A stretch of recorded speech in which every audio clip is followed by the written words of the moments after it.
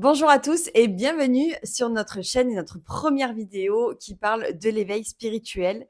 Shirley est là aujourd'hui pour répondre à toutes mes questions sur l'éveil. Est-ce que tu es prête? Prête. Pour commencer, il faut savoir que l'éveil, c'est ce qui constitue la base de la spiritualité. Et donc, est-ce que tu peux nous dire qu'est-ce que c'est? L'éveil spirituel, c'est simplement le fait de prendre conscience qu'une dimension spirituelle dans notre monde matériel existe en et autour de nous. Et c'est le moment où on réalise à quel point les énergies nous façonnent et régissent notre monde intérieur et extérieur. En fait, c'est comme si tu étais quelqu'un de très terre à terre et que tu prenais d'un coup conscience qu'il y a des choses que tu ne peux pas voir, qui te guident, te modifient et t'influencent. Alors là, on peut dire que tu commences ton éveil spirituel puisque tu auras compris que tout n'est pas fait avec ce que tu peux voir. C'est d'ailleurs pour ça aussi qu'on peut ressentir qu'on distingue le mental de l'intuition. Parce qu'il va y avoir d'un côté le relationnel, ce qui se matérialise, qui s'explique par des faits logiques, et de l'autre côté, on a tout ce qui ne dépend pas de nous, qu'on ne peut pas expliquer et qui appartient au subtil. Lorsque tu rentres dans cet état de conscience, tu comprends alors que les règles du jeu sont différentes. Puisqu'on ne va plus penser par A plus B est égal à C, on va prendre une situation, une expérience, notre vie dans son ensemble, avec ce qui est là maintenant, et ce qu'on peut faire pour le modifier. On passe du coup du pragmatisme à la conscience de notre extrasensorialité. Et comment savoir du coup qu'on est en train d'en prendre conscience? Est-ce qu'il y a des indicateurs, des indices rationnels pour matérialiser cet état de conscience? Tu vas justement le conscientiser d'abord dans la matière, c'est-à-dire que de façon très rationnelle, tu vas t'intéresser au monde subtil, aux énergies, aux pendules, et tu vas essayer de comprendre comment ça marche. Tu vas t'informer, regarder des vidéos, des reportages. Tu vas alors ramener dans ta réalité des connaissances extérieures pour nourrir ton expansion spirituelle. Puis ensuite, sur le plan subtil, tu vas comprendre tes ressentis, chaque jour un peu plus. Tu vas analyser ton corps, tes réactions et reconnaître son langage, sa façon de te faire comprendre les choses. Tu vas prendre conscience que selon les lieux où tu te rends ou les personnes que tu côtoies, tu te sens vite fatigué ou énervé. C'est ton état émotionnel qui peut être très vite modifié. Et en fait, tu réalises à quel point tout était déjà devant tes yeux, tout existait déjà, mais tu ne savais pas écouter, ce qui est totalement normal puisque tu n'en avais pas conscience. Tu vas d'ailleurs être plus vigilant aux signes, aux synchronicités, ce que tu appelais avant le hasard. Tu te rends compte que tout est parfaitement aligné, que ce que tu vis a une importance capitale, qu'elle est à l'origine d'un changement clé. Tu vas aussi réaliser que si tu vis toujours les mêmes schémas, c'est parce que tu as toujours agi de la même façon dans des situations récurrentes. Donc plus globalement, tu saisis que tes actions ont un réel impact sur ce qui va se passer par la suite. Il y a une étape importante dans l'éveil spirituel qu'on Mmh. appelle la nuit noire de La l'âme. fameuse. Certains considèrent que c'est un terme New Age, Ouais. alors qu'à mon sens, on a juste mis des mots, un terme sur des faits réels. On a nommé un état de conscience impalpable, mais pourtant qu'on traverse tous lors de notre éveil. Du coup, Obligatoire. est-ce que tu peux nous expliquer ce que c'est, par quelle phase on passe et est-ce que c'est une étape importante? Alors, ce qu'on appelle la nuit noire de l'âme porte bien son nom puisqu'elle représente un état psychologique et émotionnel fort et très complexe à la fois. Elle marque un tournant radical et une transition irréversible. Tu ne peux pas faire marche arrière une fois que tu es dedans, c'est terminé. Paradoxalement, cette étape vient mettre en lumière tout ce qui était enfoui, tout ce qui était nié. Et elle vient mettre un terme au déni, au voile qu'on a pu se mettre pendant de nombreuses années devant les yeux. Et bien sûr qu'elle est incontournable parce qu'à partir du moment où on prend conscience de ce qui existe, on ne peut plus faire comme si on ne savait pas. On ne peut plus faire l'autruche. Et les signes vont nous appeler si fort qu'on ne pourra plus les ignorer. Être en éveil spirituel, c'est aussi nous reprendre en pleine figure tout ce qu'on a vécu, c'est voir toutes les expériences de notre vie sous un autre angle. Donc ça va bien sûr faire ressortir des blessures, des traumas et des douleurs qu'on pensait avoir surmontées et que finalement, pas tant que ça. Ça va mettre en lumière tous les dysfonctionnements qu'on cautionnait jusqu'à présent. Ça a l'air agréable en tout cas. C'est super, c'est très agréable. En fait, c'est comme si d'un coup, on ouvrait les yeux, on se disait waouh, en fait, c'est ça ma vie, c'est ça que je veux. Tu rentres dans la nuit noire de l'âme. Et joyeux Hunger Game, à vous. Mais ça arrive tellement rapidement et c'est violent parce qu'à la base, on s'intéresse juste aux énergies, au monde subtil. Et juste le fait d'ouvrir cette brèche, ça fait remonter à la surface des vérités cachées à soi-même. Donc c'est assez compliqué. Et en plus de ça, alors l'univers, il n'y va pas de même ordre. D'un coup, il te dit ah, enfin, tu t'intéresses à moi. Eh ben d'abord, tu vas te regarder toi, à l'intérieur de toi, et après, tu reviens. Et on pourra discuter un peu de tes capacités, ta mission de vie, tout ça. Cet état des lieux est psychologiquement dur parce qu'il vient déconstruire des croyances qu'on avait justement construites à partir de nos expériences. En fait, c'est comme si tu devais repartir de zéro, que tu n'avais ni les clés et ni les codes.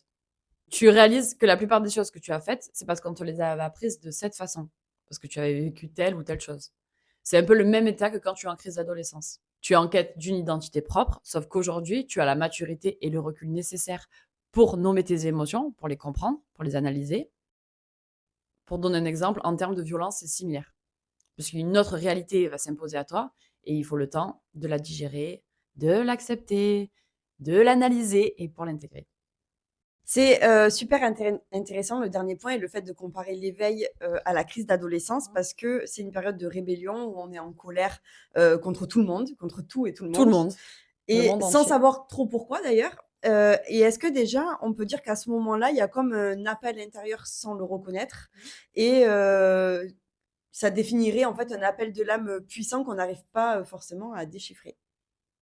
C'est ce qui fait d'ailleurs que personne nous comprend et que nous, on ne comprend pas non plus. Personne ne se comprend. Voilà, Personne ne se comprend. pas de communication. Aucune communication. Effectivement, et c'est quelque chose que je n'ai jamais lu ou entendu. Et c'est là que c'est hyper intéressant et que ça pourrait sûrement aider des centaines de personnes, enfin de parents du coup. En fait, la crise d'adolescence, c'est une étape hyper rationalisée. C'est une crise identitaire lambda que tout le monde traverse, donc une situation générale en soi. Et que finalement, on va laisser passer parce que c'est normal.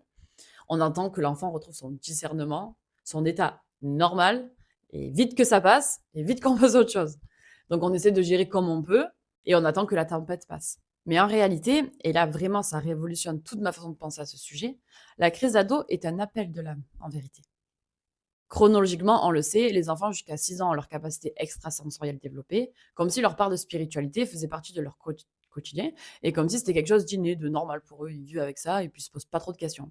Les parents, bien sûr, n'écoutent pas trop, ils ne sont pas souvent écoutés, bien que ça le sera de plus en plus avec l'éveil massif qui est en train de se passer, parce que la plupart des gens aujourd'hui savent. Mais avant, nos parents, par exemple, ils disaient bah, c'est ton imaginaire, tu as un ami imaginaire, qu'est-ce que tu es inventif, créatif. Puis bref, on n'en parlait plus.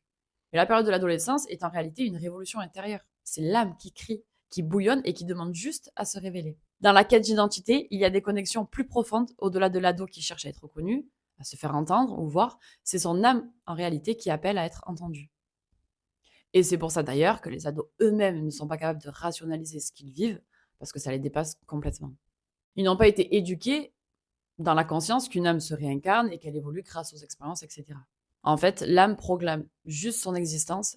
Évidemment, c'est imagé pour comprendre comment ça se matérialise à travers le comportement de l'ado. Et c'est pour ça que tout le monde y passe de façon plus ou moins violente. Pour grossir un peu le truc, ça veut dire tu m'as reconnu et laissé m'exprimer quand tu étais enfant, ben maintenant il est temps de me reconnaître pleinement, de me faire exister à travers toi. Elle nous dit tout simplement, en fait, allez, c'est bon, t'as l'âge requis pour penser par toi-même, pour réfléchir, pour comprendre. Donc viens, on le fait ensemble, toi et moi, et on devient plus fort, puis on avance, quoi. Sauf qu'en réalité, ben, qui l'écoute? Qui la comprend? Personne. Donc les ados ne peuvent pas être accompagnés réellement dans cette période capitale de leur vie, et les parents n'ont pas non plus les outils, puisqu'ils ne savent même pas que tout ça existe. Les parents, ils voient davantage le côté psychologique. Oui, puis c'est tellement banal. Enfin, comme je disais tout à l'heure, vu que tout le monde y passe, ils se posent pas plus de questions en vérité. Ouais, C'est un attendent que mauvais ça moment à passe. passer, voilà, tout simplement. Et d'ailleurs, si c'est un sujet qui vous intéresse, n'hésitez pas à nous le dire en commentaire. On vous fera une vidéo un peu plus approfondie sur ce sujet. Et c'est impressionnant de savoir ça et en réalité, ça permet de comprendre énormément de choses. Les guides adorent dire: Tout «Tout prendra prendra sens». sens. C'est leur phrase favorite et là, pour le coup, ça prend énormément sens Mmh. parce que cette période-là, c'est vraiment un moment de notre vie qui est capital. C'est un état de conscience, qui est complètement à part. Le savoir permet de comprendre, du coup, que si on prend ce côté spirituel en compte, Mmh. on peut forcément accompagner nos enfants de la meilleure des façons, en sachant écouter l'âme, ce qu'elle a à dire et cette étape douloureuse qui est incompréhensible, du coup, elle devient beaucoup plus fluide. J'espère du coup que c'est un sujet qui vous intéressera parce que, moi aussi j'aimerais bien qu'on l'approfondisse dans une vidéo. Donc pour revenir à la nuit noire de l'âme, est-ce qu'il y a une durée moyenne? Est-ce que ça arrive au tout début de l'éveil ou au contraire, quand on a des acquis et des connaissances un peu plus solides? Alors ça va vraiment dépendre des personnes, c'est très subjectif. Mais on peut quand même dire que ça arrive rapidement à partir du moment où on prend conscience que tout cela existe. Parce que comme tout est si bien fait, dès que tu comprends comment est impacté ce que tu vis, qu'est-ce qui va se passer? Tu vas donc te retrouver face à des situations, des discussions qui vont tout faire ressurgir. Donc en fait, ça va être adapté à la vitesse à laquelle tu avances dans ton éveil tout simplement. C'est trop subjectif. Il y a des personnes qui vont évoluer en 3 mois, il y en a qui vont prendre 2 ans. Tout dépend de ce que tu as vécu, de comment tu te sens.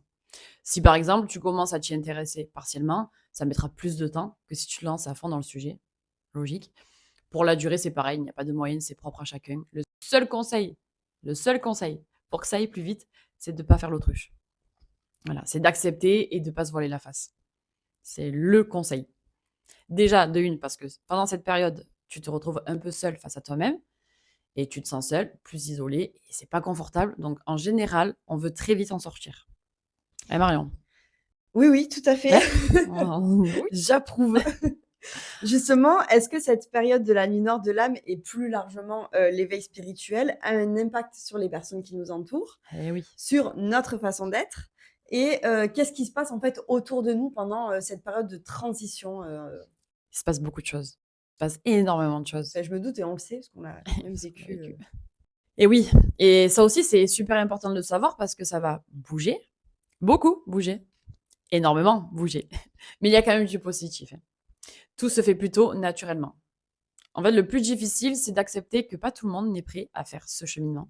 C'est-à-dire qu'il y a des personnes, toi, tu veux que tout le monde évolue en même temps que toi, parce que c'est des gens que tu aimes. Et puis tu te rends compte que finalement, non, il y en a qui sont pas prêts, il y en a que c'est pas pour cette vie-là, il y en a qui ont pas envie. Oui, il faut accepter que ce soit un cheminement Personnel, personnel. c'est l'éveil, Voilà. hein. Et quand je dis que tout se fait naturellement, c'est parce que les personnes qui ne seront pas alignées vont sortir de ta vie, mais sans faire de drama, sans problème. En fait, c'est une distance qui se crée de manière fluide et finalement très naturelle. Il se peut quand même que pendant la période de la NNA, qu'il y ait des frictions, des petites embrouilles, des petites incompréhensions avec tes proches, bien sûr, avec ton entourage, parce que même toi, tu cherches à te comprendre, tu analyses, et dans ton cercle intime, les gens vont faire pareil. Sauf qu'ils ne peuvent pas comprendre ce que tu es en train de traverser, parce que déjà que toi, tu n'arrives pas à te comprendre, comment tu veux qu'eux, ils te comprennent? C'est juste impossible. Donc là, là, Dispute. il y a des petites disputes qui apparaissent. Confrontation. Voilà, des petits. On parle quand même d'une quête après 30, 40 ans ou 50 ans, enfermée dans des croyances. Donc crois-moi que le chemin, il est sinueux, quoi. Au plus tu le fais tôt, au mieux c'est. Et finalement, tu vas te renfermer un peu. Et même quand tu vas être là dans des journées, dans des soirées avec tes collègues, avec tes proches, finalement, tu es absent, tu n'es pas là. Tu es là, mais tu n'es pas là. Et ensuite, quand on va commencer à comprendre, on va forcément avoir des réactions différentes. Donc là, tu peux clairement créer des fossés. Voilà, carrément, c'est même plus des disputes, c'est carrément les gens autour de toi vont te dire: «Oh, t'as changé, tu réagis pas pareil». Du coup, c'est pas de tout repos, quoi. Parce que du coup, toi, tu t'analyses, eux, ils t'analysent, ils te font part de leur ressenti. Bon. C'est un peu l'ascenseur émotionnel en permanence. Et puis, tu deviens plus sensible, tu pleures plus, tes réactions sont un peu déséquilibrées. Donc, le paramétrage est quand même assez délicat, il faut le savoir. Oui, en plus, toi, tu as toutes tes expériences qui ressurgissent et en plus de ça, tu as tout ton entourage qui te comprend pas. Exactement. Donc, tu es un peu ouais, tu es seul. seul au monde. Seul au C'est un monde. peu le film Seul au monde avec ton ballon là et sur ta plage. Voilà, c'est un peu ça. Et est-ce qu'il y a des choses, auxquelles il faut faire attention pendant son éveil et son cheminement spirituel? Le plus dangereux dans l'éveil, c'est de ne pas avoir de juste milieu. C'est-à-dire, c'est de se désancrer de sa réalité pour ne vivre qu'à travers le spirituel. Et là, je mets un gros warning, parce que quand on commence à s'intéresser à tout ça, le premier réflexe va être de consulter des professionnels pour nous aider à comprendre. On va tout analyser. On Et veut en des fait, réponses à tout. exactement. Et en fait, on va plus du tout rationaliser. Mais on va chercher des signes partout. Être un peu, c'est là où on commence un peu à disjoncter, ce moment-là. Et là, le plus important, c'est quoi? C'est de garder Les pieds sur terre. son discernement. C'est de trouver le juste équilibre entre ce qu'on vit dans la matière et ce que ça nous apprend de façon plus utile. Et donc, justement, comment savoir si notre cheminement est bon, entre guillemets, parce que c'est très subjectif et Ah oui, qu'il n'y a pas de Mmh. meilleur cheminement que d'autres, on va dire. Mais à quelle fréquence on peut consulter et comment ne pas se faire avoir? Ça, c'est important puisqu'on le sait, c'est un domaine qui n'est pas cadré légalement Malheureusement. et chacun a sa propre éthique. Du coup, c'est aussi, difficile de s'y retrouver, de savoir, quel professionnel, est bon et lequel, Il va vaut mieux préférer éviter. davantage notre argent. En fait, ce qu'il faut garder en tête, c'est que notre corps est notre meilleur allié. En fait, tu vas ressentir si ce que tu vis ou les personnes que tu vois font sens pour toi. Pour te donner un exemple concret, si quand tu côtoies une personne, tu es toujours malade ou fatigué, en fait, c'est juste ton corps qui te parle et il te met en alerte. En fait, tu vas ressentir énormément de choses en toi, mais par manque de confiance, tu vas préférer aller voir un professionnel pour qu'il valide ce que tu ressens et tes émotions. En fait, c'est pas grave en soi, mais il faut pas en abuser, c'est comme tout, c'est le juste milieu. Tu vas pas aller faire des tirages toutes les semaines pour comprendre ce que tu vis.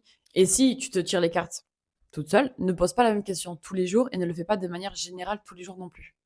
Et surtout, n'attends pas que les autres autour te donnent tout ce que tu attends dans tes mains. Trop facile. Et ça marche pas comme ça. Oui, on est là pour vivre aussi, Exactement. l'expérience et la comprendre de nous-mêmes. Exactement. Et puis ton cheminement, il est à l'intérieur, il t'appartient. Et si tu vas voir quelqu'un, c'est parce que tu ressens l'appel. C'est pas juste pour savoir si Pierre va revenir dans un mois. Voilà. Tu te rappelles, une fois, on avait pris rendez-vous avec nous, une cliente, parce qu'en regardant la télé, elle nous avait eu en tête Et là, tu vois, elle a ressenti l'appel. Elle a compris et elle a pris un soin de connexion au guide. Elle n'a pas cherché à tout prix à comprendre. C'est venu à elle naturellement. Tu vois, c'est un peu des... Voilà, elle a ressenti, C'était elle a fait. consulter au bon moment Exactement. quand c'était le moment Quand pour c'est le elle. moment pour elle. En fait, dans ce processus, il ne faut rien forcer. Il faut juste vivre, comprendre ce qu'on vit et modifier ce qui a besoin de l'être pour en tirer une leçon et pour comprendre l'expérience. C'est tout. Donc, il n'y a pas de normes sur le cheminement et c'est très personnel et encore une fois, comme tu disais, très subjectif. Il faut que ça vous fasse sens. En fait, il faut que tu te dises, ah ouais, bon, là, je le sens, j'y vais. Mais il faut rester connecté à notre réalité tout en ayant conscience que tout arrive pour une raison. Il faut comprendre pour quelle raison et il faut que tu sois meilleur à chaque fois. C'est ça, le véritable éveil. Tu n'as rien à provoquer, rien à manger. Tout vient à toi dès lors que tu comprends comment ça marche. Il faut surtout suivre ton rythme intérieur et ce sur quoi tu dois évoluer t'apparaîtra directement. C'est pas de la magie, hein. Ce sont juste des énergies qui envoient les signaux à l'univers. C'est bon, elle est prête, on peut lui envoyer. Exactement, ils se font des réunions comme ça, après ils se font des calls, ils disent allez go, on envoie tout. Elle, ouais, petite fille intérieure, ça va pas du tout là, allez. Donc, si tu tiens à avoir un professionnel, ne prends pas le premier venu. Il faut que ce qu'il propose te parle, vibre avec toi. Encore une fois, fie-toi à tes ressentis, à ton intuition. Et si tu es dans cette situation que tu n'arrives pas à tout déchiffrer, nous réalisons également des soins de connexion au guide pour t'aider dans ce cheminement et dans ton éveil spirituel. Aussi te donner des pistes concrètes pour pouvoir avancer sereinement dans ton cheminement. Donc souviens-toi que tu es le capitaine et que tu portes en toi toutes les réponses et toutes les clés. Autorise-toi à te faire aider quand ça devient trop flou, quand c'est emmêlé, mais garde toujours ton discernement. Nous espérons que cette vidéo t'a aidé à y voir plus clair et enfin à comprendre qu'est-ce que l'éveil spirituel. Et si tu es en plein dedans, qu'elle t'apporte les clés pour cheminer plus sereinement. Nous l'avons brièvement évoqué dans cette vidéo, mais nous avons tous un guide spirituel. Et d'ailleurs, c'est le sujet de la prochaine vidéo. Qu'est-ce qu'un guide? Comment se connecter à lui et comment il t'accompagne? Merci à tous si vous êtes restés jusqu'à la fin. On se retrouve dimanche prochain pour la vidéo sur le guide spirituel. En attendant, n'hésitez pas à liker, commenter, partager, vous abonner. Et si vous voulez nous suivre au quotidien, vous pouvez vous abonner à nos réseaux TikTok et Instagram où on est présente tous les jours.